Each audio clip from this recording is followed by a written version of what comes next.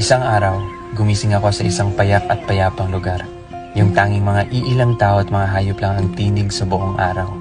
Dito, mga huni ng ibon na nagsisilbing musika, mga inahing abala sa pag-aaruga, mga iba't ibang uri ng hayop ang aking makakasalamuha. Dito, para bang ang haba ng araw, simula umaga hanggang sa magdilim, magagawa ko na lahat ng aking nanaisin. Tiyak, hindi ako mabibitin. Walang masyadong pagmamadali dahil dito, ang itinanim mong binhi ay iyong aanihin sa itinakdang panahon. Kaya habang naghihintay ng panahon ng pag-ani, maraming oras para mabigyan ng halaga ang mga maliliit na bagay.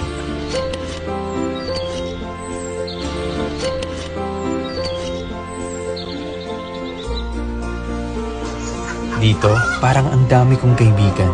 Kaibigang makakasama ko araw-araw na magtuturo sa akin na walang permanenteng bagay sa mundo. Lahat nagtatapos. Lahat naglalaho. Gaano mo man ito inalagaan, gaano mo man kamahal.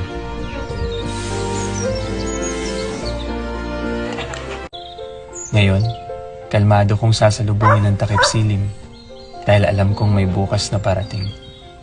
Dito, ang paglubog ng araw ay hindi kinatatakutan. Bagkus, isa itong pag-asa upang harapin ang bagong umaga. Ang musika sa paligid ay unti-unti nang humihina. Tapos na pala ang araw.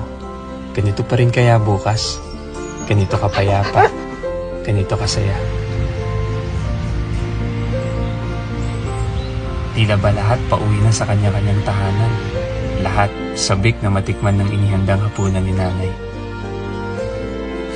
Ano kayang ulam? Sabi nila, kahit ano pang ihain sa'yo ng buhay, basta alam mong bumalik sa pinanggalingan, tiyak na kayang-kaya mo nang bumalik muli sa laban ng buhay.